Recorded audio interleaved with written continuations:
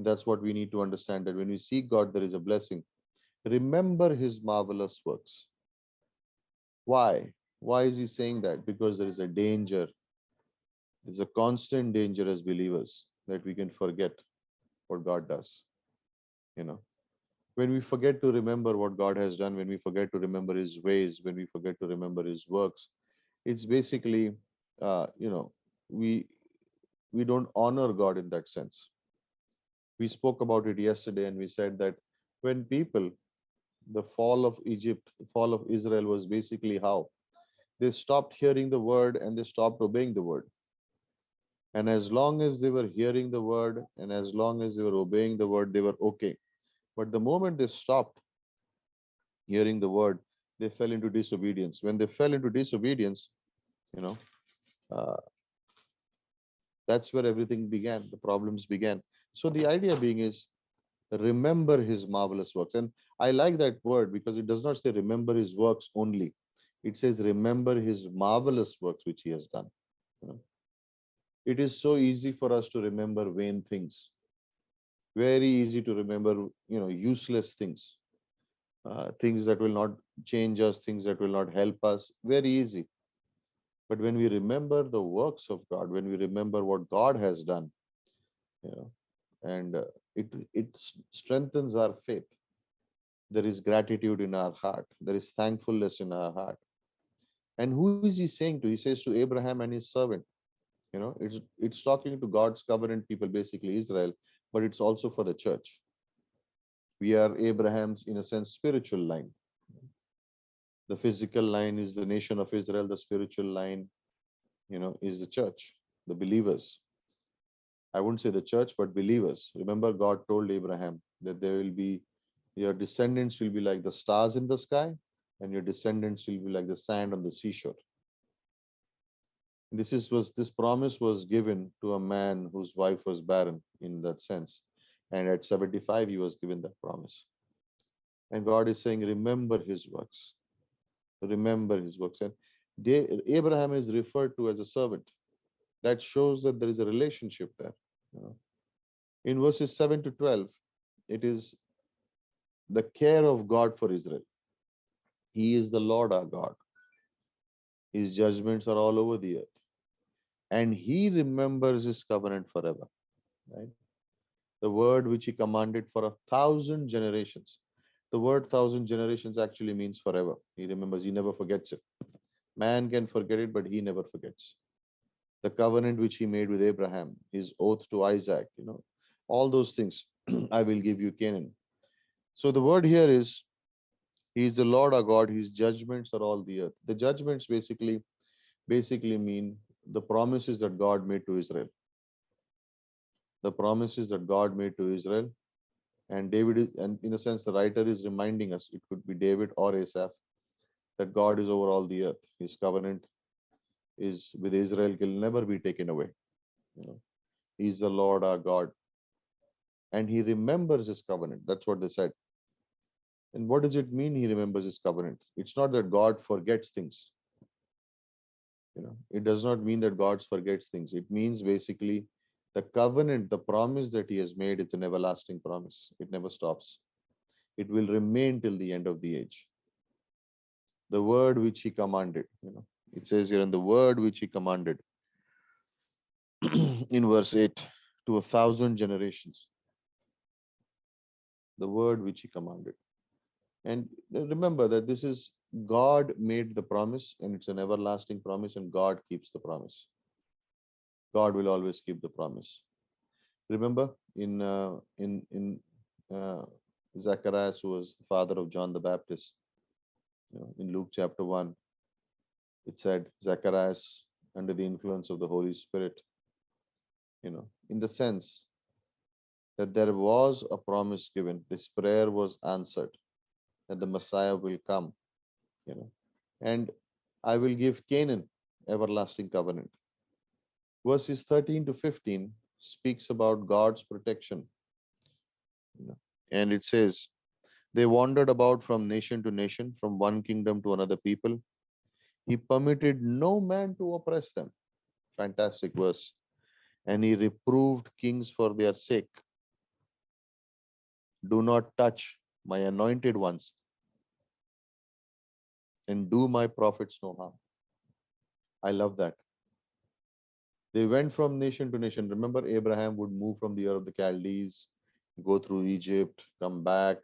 Jacob would live with Laban, and all those things would happen. But, and I like that word, he says, he permitted no one to do them wrong.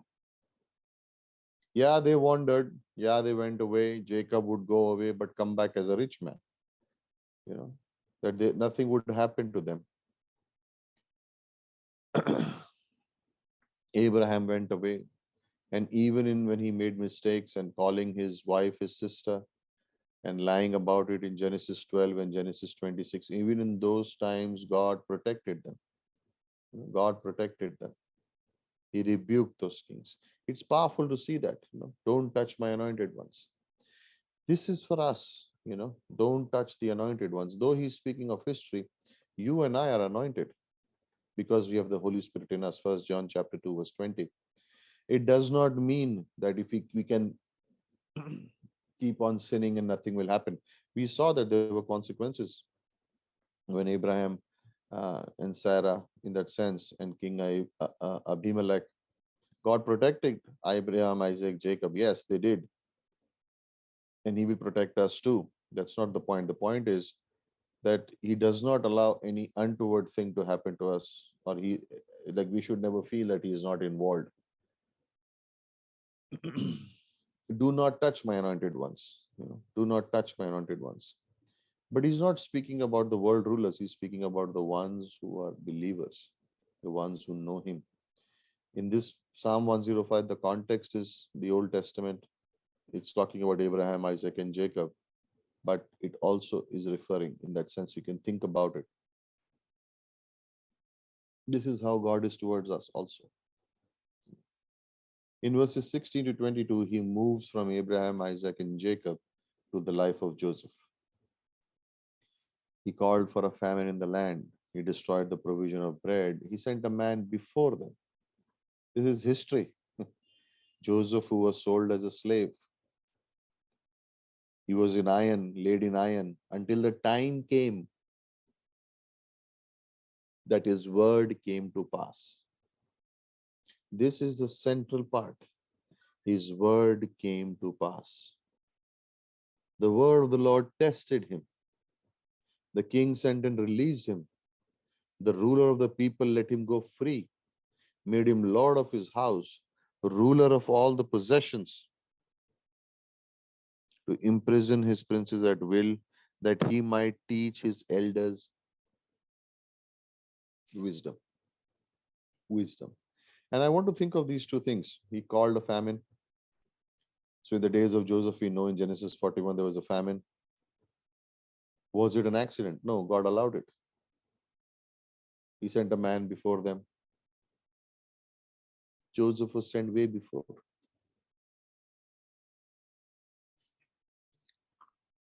The plan of God had to be fulfilled. They put him in jail. He was in affliction. And it seemed like the Lord was testing. He was put in iron. You know. Like, think about it. It's not the physical jail. It's not the physical iron. But what must be going on in his heart? What must be going on in his heart? You know. And this is the important thing. Like, the word is testing him, but what's going on in his heart? What's going on in his heart? And that's beautiful to know. The word is testing him, but he's remaining faithful. And God would send him in advance. But not only the patriarchs, Abraham, Isaac, Jacob, not only them, not only Joseph, but overall Egypt, Israel.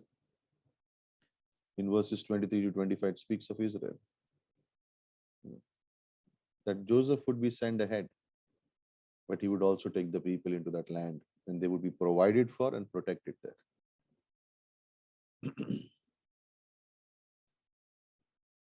He increased his people greatly. God's covenant people multiplied there. They became stronger than the enemy, and that created problems for them. He turned their heart to hate his people. The people of Israel, in the sense, they began to hate because Israel was getting stronger. But verses 26 to 36 speaks about the deliverance. He sent Moses, he sent Aaron, he sent, wonders. And he talks about all the plagues that happened. He turned the waters to blood, killed their fish, land abounded with frogs, chambers in their king, all those things. He sent Moses, his servant, all those things. What is the point of the matter here?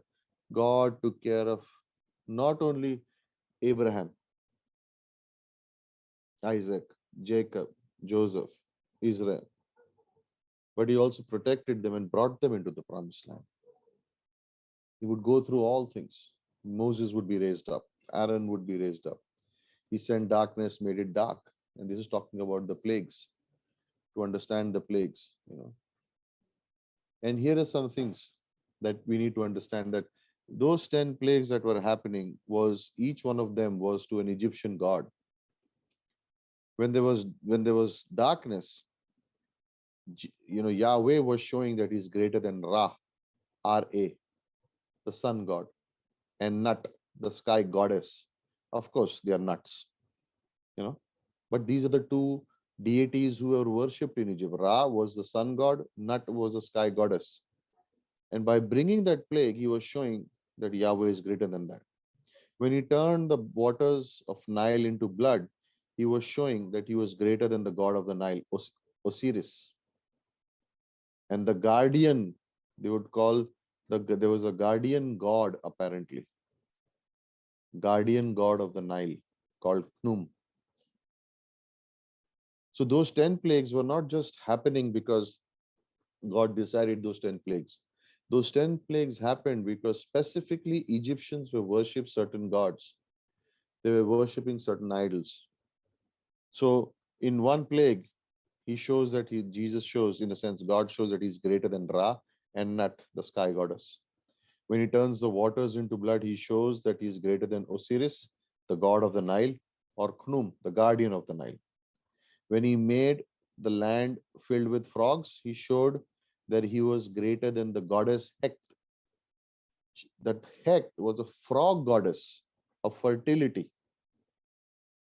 Remember, frogs came all over the land, and they are saying this was because Hecht, Hekt, was worshipped.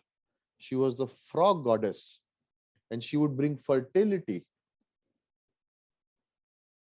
Yahweh showed that he's greater than her. When he sent lice and when he sent flies, he was showing that he was greater than their fly god. Egypt had a god was a fly. Watch it. Watch it was the name. Can you imagine that all this was happening because these were the gods that Egyptians worshipped? And Yahweh was showing that he's greater than them. Hail came. He's greater than Geb, who was, they would worship a god of the earth. They had a god of the earth called Geb. They had a goddess of grain called Nephri. Anubis, guardian of the fields of Egypt. All of them were systematically being defeated.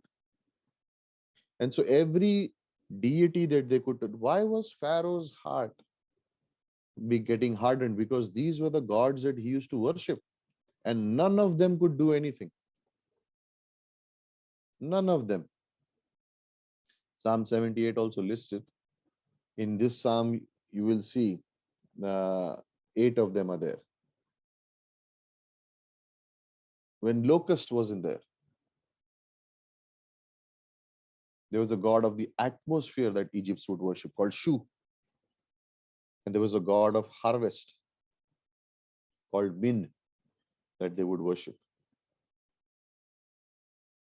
Every plague was defeating a god that Egypt worshipped. One or two. Every plague. That was the real victory.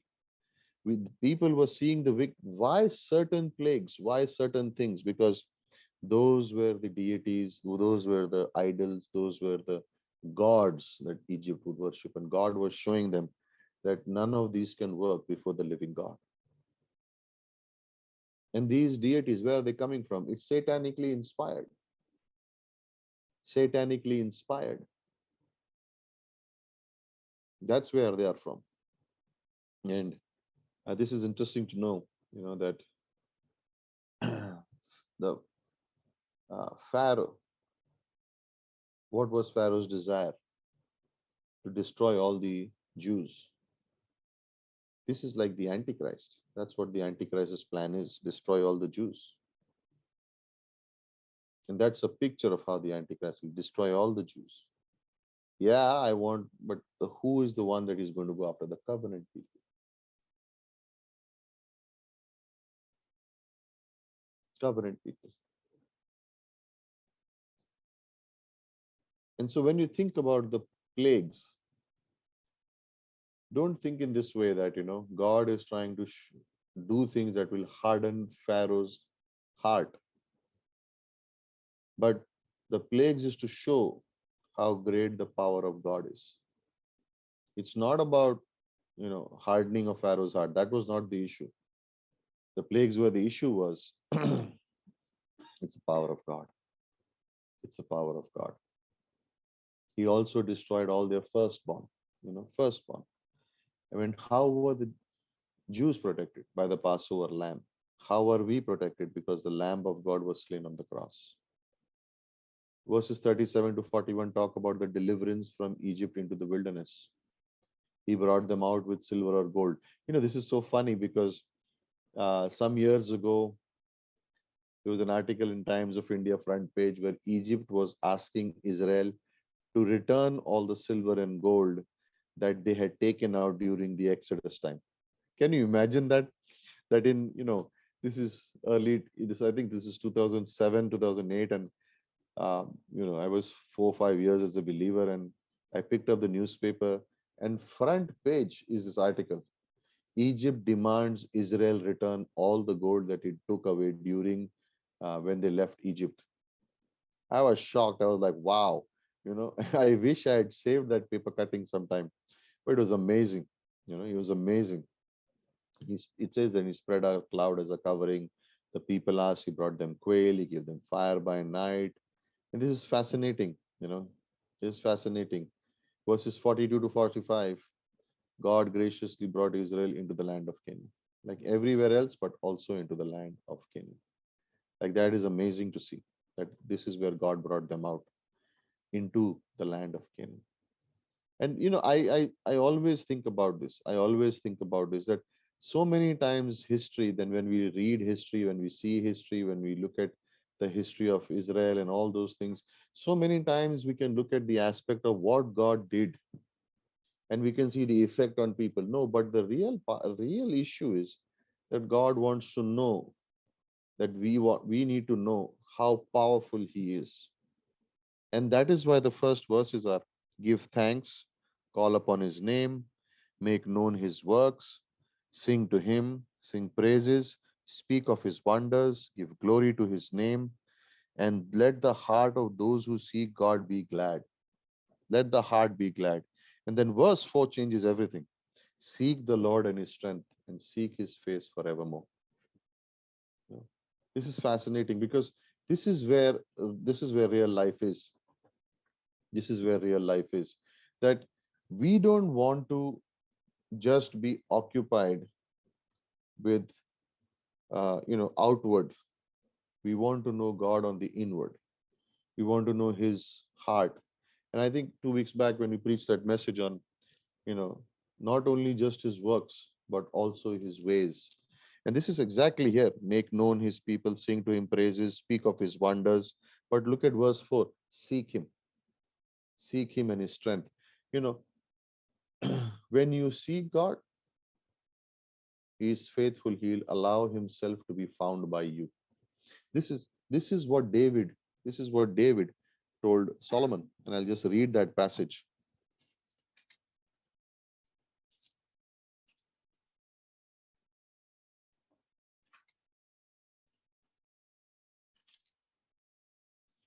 Just one second.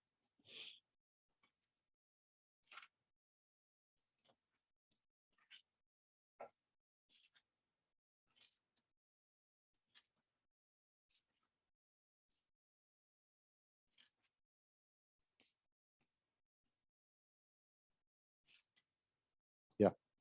This is First Kings, uh, chapter 2. David's time to die drew near, and he charged Solomon his son, saying, I am going the way of all the earth. Be strong and show yourself as a man. Keep the charge of the Lord your God, to walk in his ways, to keep his statutes, his commandments, his ordinances, his testimonies, according to what is written in the law of Moses, that you may succeed in all that you do and wherever you turn, so that the Lord may carry out his promise which he spoke concerning me, saying, if your sons are careful of their way to walk before me in the truth, with all their heart, with all their soul, you shall not lack a man on the throne of Israel. You shall not lack a man on the throne of Israel. And this is fascinating because remember what he's saying to them. He's saying, you shall act according to what? Careful in your way, walk before me in truth with all your heart. Walk before me with all your heart. And this is the wisdom of God, that this is what God kept saying. This is where the real picture came up. When God said this, he basically understood. And Solomon did that very well initially. But later on, he just lost it in that sense. He just lost it. He went away from God. He went away from understanding God. And he stopped doing what Psalm 105 was talks about it. He stopped seeking the Lord, and he stopped seeking the Lord's strength. His faith went down, his belief went down. In First Chronicles chapter 28, verse 9, see what David is saying. We read what he said in First Kings, but this is a little more in First Chronicles 28. This is the charge, and I'll explain why those two things are. As for you, my son Solomon, know the Lord of your father, serve him with a whole heart, a willing mind, for the Lord searches all hearts and understands every intent of the thoughts. If you seek him, he will let you find him. But if you forsake him, he will reject you forever. And this remember the difference between Kings and Chronicles is what? In Kings, the focus is man, kingdom. In Chronicles, the focus is the temple. And Kings is man's perspective of Israel's history. Chronicles is God's perspective of Israel's history. So when you read First Kings chapter 2 and what is uh, you know David saying to Solomon, but if you read Chronicles, you realize what is God really saying. If you seek God, he will reveal himself to you. This is true today, that if we take time to be alone with God, God will reveal himself to us through his word. He will reveal himself, he'll speak to our hearts, he will talk to us. And that's important because that's what we want to do. That's the way it should be. We have to take that time. We have to take the time to know God, to know and seek him, because that's where the strength will come from. That's where the strength will come to do anything in life. Anything in life. You know what's a good verse for Psalm 105 verse 4? Seek the Lord and his strength, seek his face forevermore. It's Psalms 27 verse 8, where David writes, when you said seek my face, my heart said to you, your face I will seek. Like that's the response. That's the response of the believer that says, Lord, you are calling me to seek you. My heart says, I'm going to seek you. I'm going to seek you. And Solomon erred in that way. Solomon did initially, but then he began to think of himself. He stopped seeking God. It says in Chronicles that when Solomon built a house, he had a stairway that would go up. That was for his room, where he would seek and be with God alone. But when he began to marry many times, and his wives took away his heart and began to make idols, this man who was considered to be the wisest man, you know, soon ended up in idol worship. And this is a good reminder. This Psalm 105 is a good reminder of the history of Israel. Every time they went after God, every time they stayed with God in that sense, seek God, then God would strengthen them. But also, he had a leader, Moses, David, at different times. And remember, just remember this, then when Solomon asked God for wisdom, and this is the importance of specific prayer. I want to read this to you. Uh, again, First Kings chapter 3. In Gibeon, the Lord appeared to Solomon in a dream at night and said, "Ask what you wish me to give you." Solomon said, "You have shown me great mercy to your servant David, my father, according to as he has walked before you in the truth of righteousness, uprightness of heart towards you, and you have reserved for him this great mercy, that you have given him a son to sit on the throne that is today. Now, my Lord, my God, you have made your servant king in the place of your father David. Yet I am a little child. I do not know how to go out or come in. Your servant is in the midst of your people, which you have chosen, the great number, too many to be numbered. So give, now this is the key verse, verse 9 and 10. So give your servant an understanding heart to judge your people, to discern between good and evil, for who is able to judge this great people of yours? Okay. What did Solomon really ask for? How to manage the kingdom. How to manage the kingdom. This is what he's really asking. It was pleasing in the sight of the Lord. He said, because you have asked this thing and not asked for yourself long life, nor have you asked riches, nor have you asked for life of your enemies, but ask yourself for discernment to understand justice. I have done according to your words. I have given you your wise and discerning heart, so that there has been no one like before you, nor there shall be anyone like after you.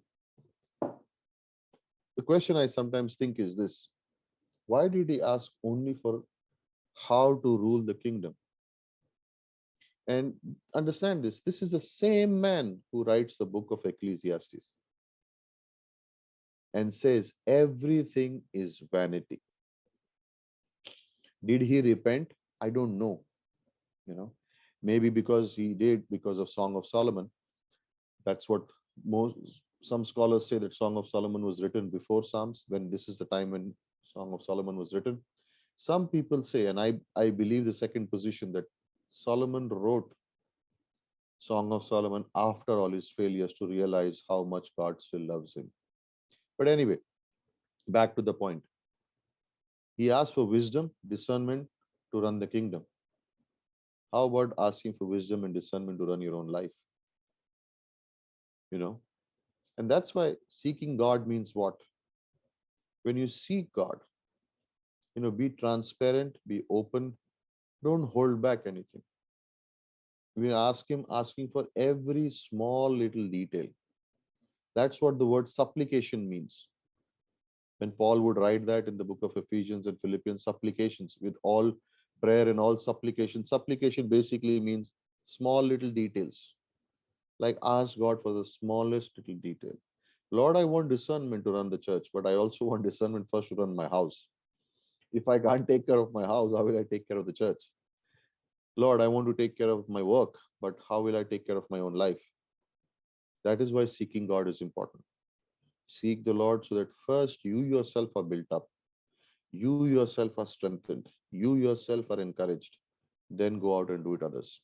See, the order always is this: it is God first in your life, then comes your family, then comes your church, ministry, like that work, whatever work you do, and the church. That's the order. It is always God first and your family second, ministry and everything. If you change the order, if you move away from the order, be ready for trouble. Be ready for trouble. God is not a respecter of people. Okay, in that sense that you can do as you please and God will change his plan for you. No, he's not going to do that. It always will be God first. It always will be your family second. Understandably, sometimes you know your work can become a little more important. There may be phases where you are not able to give the time to your family as much. That's understandable. But your work can never become more important than your family. There will be trouble. It is always God first. It is always family second. It is always work third. church and ministry and whatever work and job we do. You change the order, trouble comes. And so, we have to learn that way. We have to learn these themes. Where will we learn them? We learn it from history. We see what God has mentioned. When Israel goes against those things, trouble comes. But when we also see that because see, God's not going to change. His promises are not going to change. He's going to be there for you. He's going to take care of you. All those things will happen, but seek him first. You will find strength. You will find the voice. You will hear the voice of God, and that will help you whatever you do in life. It will help you in whatever you do in your life. Okay. So I'll stop there, and we can open it up for questions or any comments, or if there is any doubt you have. Ketki, regarding your question yesterday regarding Psalm 105 and 106, I went back and read it, and I found this correlation in First Chronicles 16, where verses 8 to 22 in First Chronicles 16 are the opening some of the verses from Psalm 105. So some people do attribute that this psalm could be written by David because he gave instructions to Asaph to sing it when he was bringing the ark in.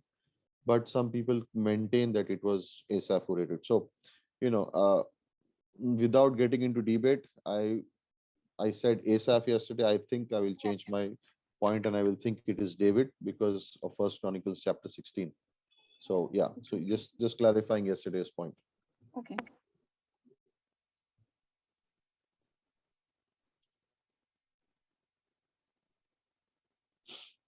Right, go ahead if you have any questions. Anyone has any questions or anything else that you would like to share, please go ahead. I had a question from yesterday, Psalm 106. So, very specifically, now this is on Psalm 106, verses 37, where it says they sacrifice their sons and their daughters to false gods. Yeah. They shed innocent blood from the blood of their sons and daughters. Now, this is child sacrifice to Molech. Is it a reference to that? Or, like, what is it? And we do see like glimpses of that in, I believe, Kings as well as in Judges. But like, are those the specific time periods? No, actually. But, like, when do you think that this would have happened? I Uh, mean, these specific incidents. Sorry, good question. I think this is referring to the time period of Judges. Yeah. This is referring to the time period of Judges, and also, you see, where did this problem come? Remember when God put them into the land, He said, "Drive out all the inhabitants." Yeah. In the book of Joshua, what did Israel do? They drove out most people, but they kept a remnant with them, thinking that who will do the work. So they employed them.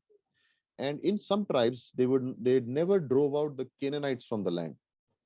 When they did not drive out the Canaanites from the land, Canaanites had the same problem, the Molech, you know, Yeah. and that's why they ended up there. They got influenced, they stopped seeking God, and then the problem began. So refers just usually it is referring to the period of Judges. Okay. Okay. Yeah, I mean, like, it is extremely disturbing. Even when I it read it is. yesterday, it's It just very is. disturbing to really imagine that that could have happened. And it's strange that we this is that's why I said that's why we did the contrast yesterday, that you look at uh, the deceit of the human heart, that this is speaking about the history of Israel. It's not speaking about a nation that God has not given a promise to. It's not that they did not know the promise. That's why that whole cycle is there in the book of Judges, that they would seek God, and as long as they were seeking Him, they were fine. The moment they would go away from Him, they would stop hearing Him, they would fall into sin. Then the God discipline would come in. Then God would they would cry out to God. Then God would send a deliverer, a judge who would take care of them. Then He would judge, and then He would pass away, and then they would go back to that same pattern. The whole book of Judges is that. And the idea is, what's the last verse? Everyone did what was right in their own eyes. That's the whole problem, you know. And that's where the book of Samuel begins. That's where the book of Samuel begins. That this is This is the whole idea that they, that's why Samuel was raised up. And what would Samuel do? He brought them back to the Bible. He brought them back. He was a circuit preacher. He would go around everywhere teaching. There was, people say that in Rama, the school of prophets, it was basically like a Bible college. He was teaching them the word, bringing them back to the Old Testament, you know, and everyone did what was right. And this is what happens. But where was the problem? They forgot to seek God. They forgot His word. And when you do as so, it's the human heart. The human heart is capable of, unbelievable things. We think, oh, nobody can do that. If I was in that place, I would never do it. Well, who knows? The heart is the heart, and out of the heart comes all the issues of life, in a sense. So, placed in a certain situation, given a certain term, a condition, we never know what we are capable of. We never know what we can end up doing. But the beauty is this, that at any given time, even if you're gone away from God, we can just pray and turn back and confess, repent, and turn back, and He stands with arms open wide. That's the beauty. And I just think of that. But I like this, seeking God and His strength. Not just asking only for seeking God, but I want strength. I want to know Him, experience Him, His work, His ways. Yeah. Yeah. True. You also made a very important point about Solomon, which is I think a lot of people, even non-Christians, typically tend to ask them that question, which is, if he was so wise, how did he do all that he did, and Yeah. ultimately led to the ruin of the kingdom? But a very Yeah. important point on, what did he ask for, and Yeah. What did he ask for? He asked for wisdom to govern the people. He got the wisdom. He yeah, made pacts with the neighboring kings. There was no war. His kingdom expanded. He was rich. He was wealthy. He had many wives. But because his relationship with God got a hit, he stopped seeking God.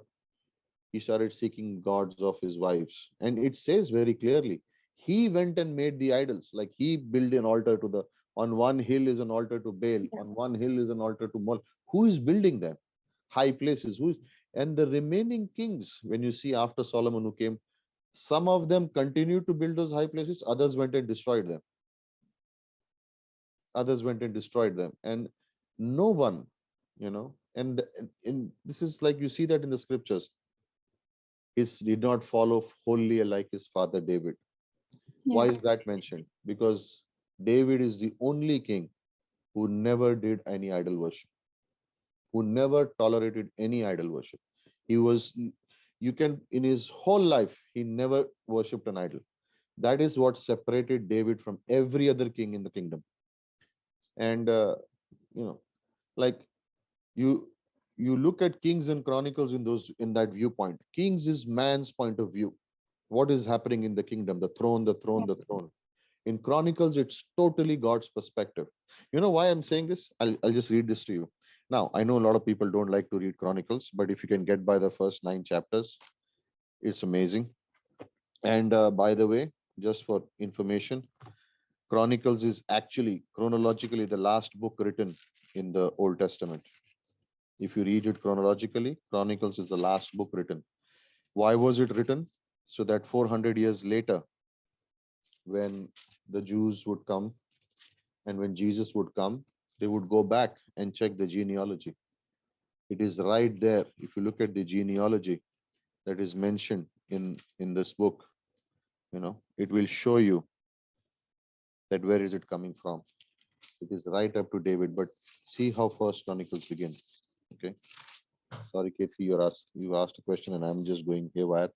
But Chronicles begins with Adam. It yeah, begins with the first yeah, man. And it ends in First Chronicles chapter 10, chapter 9, verse 44, with the sons of Saul, with the family of Saul. And then it begins the story of, and then the whole thing, Ezra mentions it. And later on in Ezra's book, there is a genealogy. So when Jesus would come on the earth, they would go back and check, is he from Abraham's line? Is he from David? He comes from that genealogy. They never questioned Jesus' genealogy because the records were in the temple. And when They rejected him and the temple got destroyed in 70 AD. The records got destroyed because they rejected the Son of God. That's why no Israelite today knows from which tribe he belongs to, because they rejected the Messiah. But look at this. In First Samuel, it says, right, that 30, 2 Samuel also, that Saul killed himself, committed suicide, and right? That is man's point of view. You know what Chronicles says? First Chronicles chapter 10, verse 13. So Saul died for the trespass which he committed against the Lord, because of the word of the Lord which he did not keep, and also because he asked counsel of a spirit, mediums, making inquiry of him. And he did not inquire of the Lord. Therefore, the Lord killed him and turned the kingdom to David, the son of Jesse. How's that? Like, Chronicles is God's perspective. God is saying, hey, this man, my king, is not following and he's going to witches to find out what is my plan. It's over. It's over. You know, Saul's death in the eyes of humans is suicide. Saul's death, according to God, was God killed him. He said, enough, out. Sin unto physical death. That is the idea. Right. He's still saved. He'll still go to heaven, but God says, enough, you're coming up now. Sin unto you're crossing lines now, and you're going to the witches and the mediums and the spiritists to find out counsel what God wants to do. It's over. And the comfort is that Samuel came up, right? That is why the witch screamed, because she didn't expect she was going to call up some demon spirit. But Samuel really came. God allowed it. And Samuel said, today you will be with me. So God, in discipline, took him home early. So, so you see that's why we see, he did not keep his word. As a king, he was leading the nation. He had the priest killed. He is going after David, rubbish. Enough, God says. And so this is like a great teaching. We need to understand. I wish we had more time, but we are crossing 8 o'clock, although we started late, but we can talk about it more later on. Next week, I'll do a little bit on the acrostic Psalms, which is the alphabetical Psalms. And we'll begin with the messianic Psalms, the Psalms that talk purely about Jesus Christ. They are Psalms, but they are actually talking about his coming, about who the Messiah will be, his ministry, and different things.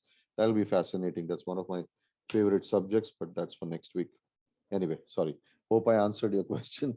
And if there is anything else, you can go ahead. Praise the Lord, Pastor Reena here. Hi, Ina, how are you? Thank you, Pastor. Thank you for this Bible study. Actually, when last May you have read all this First King ka third chapter. Yes. So I have written all last year. You remember last year? Yes. Same time, is not April, May. We were studying this book, and when I opened it, I saw all my Bible, all the words underlined, and all those things you have taught us. So, what the first mistake he did, and he was worshipping two people, he was worshipping the god and goddess, and he was telling him, I will, I love God also. Things he were doing. So I am very happy, and we thank you very much. From past 1 year, we are, you are teaching, and we are learning Bible from you. I'm very, very thankful to you. It's grace of God. So 1 year back, we were just started reading, reading in the sense learning. Yes. And now, after 1 year, we are on this thing, Psalms, and it is very nice. Now we can correlate those chapters and understood well. What has done and what the characters have done, or what are they are saying. Yes. It is very nice. Thank you very much. You're welcome. I just want to share one small testimony. Do we have time? Sure. Go ahead. No problem. Saturday, what happened? Saturday means now Oscar was supposed to come on Saturday. We have prayed, so his work has not finished, and everybody was calling Saturday and Sunday. That they were asking कि Oscar आया क्या, and means ना whenever people are calling and they are telling कि अरे हमारे घर में ऐसा हो गया, means ना something happened bad, or some bad news. So Sunday night, Saturday whole day I was there, I was listening all those things, and Sunday also And Sunday evening, I was means literally I was become very warm, and means my heart palpitation and the means I got very bad headache. I didn't understand what was happening in my means what is there. Then I took the BP also, it was normal.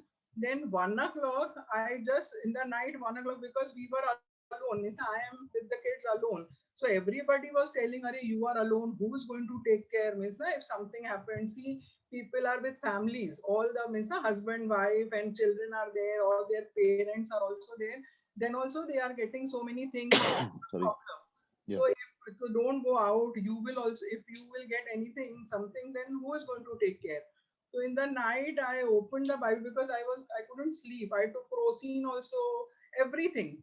And Crocin का भी कुछ असर नहीं हुआ, and I was feeling very restless. And I didn't understand कि at 1 o'clock in the night, whom I call, means ना क्या करूँ मैं, मुझे समझ में नहीं आ रहा था. Then 1:30 I opened the Bible, and I really read all the Psalms ka things, and we have underlined from past 1 year everything, underline the words and the verses. So I read all the verses, and then I don't remember the time inside, maybe 2:30 or 3 o'clock, and then I slept. And from that time to till today, Misa, now in the evening I'm all okay. My headache has gone, everything. I'm feeling very light, means na. So thank you very much. So means now The we are Lord. all those, praise the Lord. Yeah. I'm just I'm not feeling that alone. Means na कि Mm. I'm alone, or what will happen, what will happen. So it is very nice. Ki means na we are just I read so many verses, but now time is not there. But it was very nice to have this Bible study. So they are just how you said, ki means na God's strength and God's peace is important. Means na you can experience God's strength and God's peace. So that I have experienced that night. So thank you very much, Pastor, for your Oh, Bible welcome. study. You're very welcome. You know, His ways are higher than our ways, right? His ways are higher than our ways. Amen. Let's pray. Anyone else, if you have a question, you can ask. Otherwise, we'll get into prayer now. All right. Father, we thank you this evening that your ways are higher than our ways and your works beyond our understanding. And we thank you. Give us a heart to continually seek you, strengthen us, encourage us in our faith, and continue to build us up, Father, every day.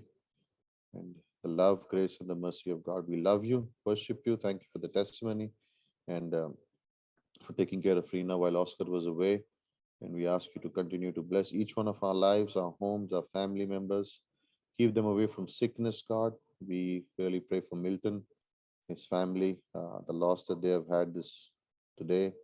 We just ask you, God, just put a stop to this pandemic, Lord, this variant of the virus, and just change the situations, God. Pray for, in the meantime, pray for the supply of oxygen, the beds, just to be available. Reduce the numbers, Father. Just reduce the numbers. Bring this to a halt, Lord. We trust you, love you, and keep us encouraged and protected in Jesus' name. Amen.